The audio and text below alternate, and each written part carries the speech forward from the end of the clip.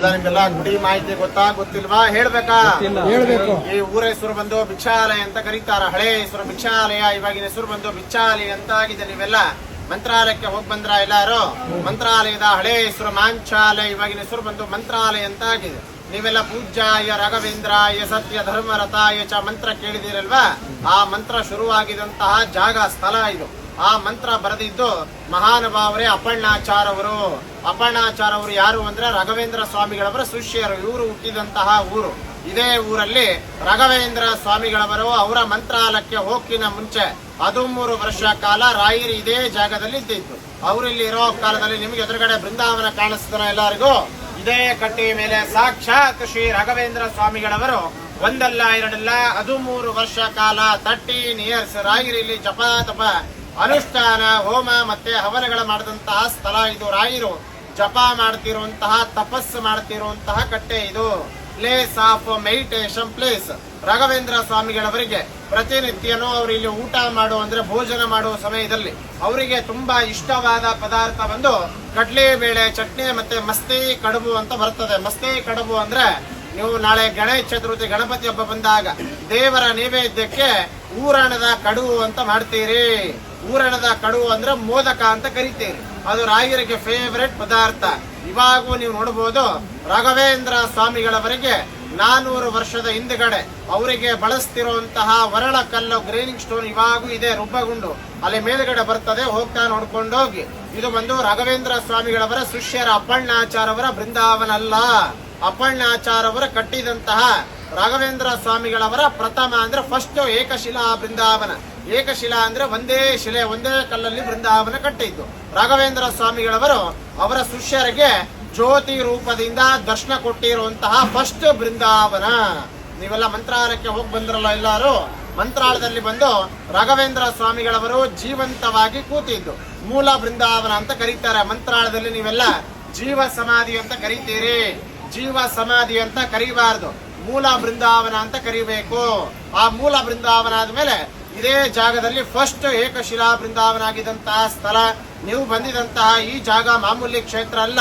ಇವಾಗೂ ಕೂಡ ಬೆಳಗ್ಗೆ ಮುಂಜಾನೆ 4 ಮತ್ತೆ 4:15 ಸುಮಾರು ರಾಘವೇಂದ್ರ ಸ್ವಾಮಿಗಳವರು ಮತ್ತೆ ಅಪ್ಪಣ್ಣಾಚಾರವರು ಇವಾಗೂ ಸಹ ಅವರು ಸ್ನಾನ ಮಾಡಿ ಹೋಗ್ತಿರುವಂತಹ ಪ್ರತೀತಿ ಇದೆ. ಕೆಲವೊಮ್ಮೆ ಅವರ ಕಾಲಜ್ಜಿಗಳು ಬಿದ್ದಿರ್ತವೆ. ಇವಾಗಿರೋರು ಬಂದು ಅಪ್ಪಣ್ಣಾಚಾರವರ 6th ಜನರೇಷನ್ ಅಂತ ಕರೀತೇವೆ. 6th ಅಂದ್ರೆ 6ನೇ ಜನರೇಷನ್ ಅಂತ. ಈ ಮಠ ಎಲ್ಲ ನೋಡ್ಕೊಂಬೋದೆಲ್ಲ ನಾವೇ. ಇಲ್ಲಿ ಏನು ವಿಶೇಷ ವೈಶಿಷ್ಟ್ಯ ಏನು ಅಂತಂದ್ರೆ ಈ ಕ್ಷೇತ್ರದಲ್ಲಿ ರಾಘವೇಂದ್ರ ಸ್ವಾಮಿಗಳವರು ಇರೋ ಕಾಲದಲ್ಲಿ ಇಲ್ಲಿ ಏನು ಪೂಜೆ ಸಂಪ್ರದಾಯ ಪ್ರಾರಂಭವಾಗಿದೆನೋ ಪೂರ್ವ ಕಾಲದಿಂದನೂ ನಾವು ಮುಂದುವರ್ಸ್ಕೊಂಡ್ ಬರ್ತಾ ಇದ್ದೇವೆ. ಇಲ್ಲಿ ಪ್ರತಿನಿತ್ಯನೂ 1,000 ಇಂತ ಹಿಡಿದು 1,000, 2,000, 3,000, 5,000 ಜನಕ್ಕೂ ಮೇಲೇನೋ ನಾವಿಲ್ಲಿ ಅನ್ನದಾನ ಸೇವಾ ದಾಸೋಹ ಸೇವೆ ಅಂತ ಮಾಡಿಸ್ತಾ ಇದ್ದೇವೆ. ದರ್ಶನ ಆದ್ಮೇಲೆ ಯಾರ್ದೋ ರಾಯರ ಪ್ರಸಾದ ಆಗಿಲ್ಲ, ಮೇಲ್ಗಡೆ ನಡೀತಾ ಇದೆ, ಪ್ರಸಾದ ಮಾಡ್ಕೊಂಡು ಹೋಗಿ.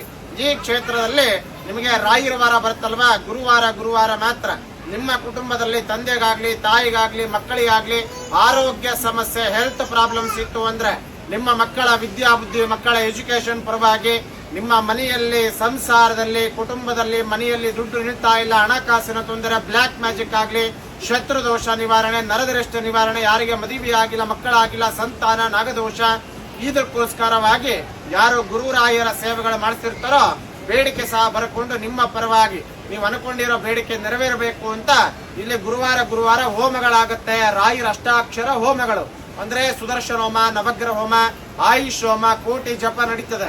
ಈ ಕ್ಷೇತ್ರದಲ್ಲಿ ದೇವಸ್ಥಾನಕ್ಕೆ ಬಂದಾಗ ಯಾರು ಅರ್ಧಂಬರ್ಧ ಕೇಳಿ ಹೋಗ್ಬಾರ್ದು, ಎಲ್ಲ ಸಂಪೂರ್ಣ ಕೇಳಿ ಗುಡಿ ಸ್ಟೋರಿ ಮುಗಿದ ಮೇಲೆ ಎಲ್ಲಾರಿಗೂ ರಾಯರ ಪ್ರಸಾದ ಕೊಡ್ತಾರೆ. ರಾಯರ ಬೃಂದಾವನ ಮೇಲೆ ಇಟ್ಟಿದ್ದು ಮಂತ್ರಾಕ್ಷತೆ ಕೊಡ್ತಾರೆ. ಆ ಮಂತ್ರಾಕ್ಷತೆ ತಗೊಂಡು ನಿಮ್ಮ ತಲೆ ಮೇಲೆ ಹಾಕೋಬೇಕು. ಮಕ್ಕಳ ಮೇಲೆ ಹಾಕಿದ್ರೆ ರಾಯರ ಆಶೀರ್ವಾದ ಮಾಡಿದ ಹಾಗೆ. ಈ ಕ್ಷೇತ್ರದಲ್ಲಿ ನಮ್ಮ ತಂದೆ ತಾಯಿ ನಮ್ಮ ಮಕ್ಕಳ ಹೆಸರ ಮೇಲೆ ಗುರು ರಾಯರ ಸೇವೆಗಳು ಮಾಡಿಸ್ಬೇಕು ಅಥವಾ ಎಲ್ಲಕ್ಕಿಂತ ದೊಡ್ಡ ದಾನ ಅನ್ನದಾನ ಅಂತ ಕರೀತೇವೆ. ಅನ್ನದಾನ ಮಾಡಿಸ್ಬೇಕು, ಇಲ್ಲ ಒಂದು ಸಣ್ಣ ಸೇವೆ ಅರ್ಚನೆ ಮಾಡಿಸ್ಬೇಕು ಅಂತ ನಿಮ್ಮ ಮನಸ್ಸಿಗಿತ್ತು ಅಂದ್ರೆ ಈ ಕ್ಷೇತ್ರದಲ್ಲಿ 1 ದಿವಸ ಅನ್ನದಾನ ಸೇವೆ ಅಂತ ಹಿಡಿದು ಶಾಶ್ವತ ಪರ್ಮನೆಂಟ್ ಆಗಿ ಅನ್ನದಾನ ಸೇವೆಗಳು ನಡೀತಾವೆ. 1 ದಿವಸ ಅನ್ನದಾನ ಮಾಡಿಸ್ಬೇಕು. ಸದ್ಯಕ್ಕೆ ಜನರಲ್ ಆಗಿ ಅಂತಂದ್ರೆ 500 × 508 ಕೊಟ್ರೆ 1 ದಿವಸ ಅನ್ನದಾನ ಆಗುತ್ತೆ. ಸಂಪೂರ್ಣವಾಗಿ 1000 ಜನಕ್ಕೂ ಯಾವತ್ತಾಗತ್ತೆ?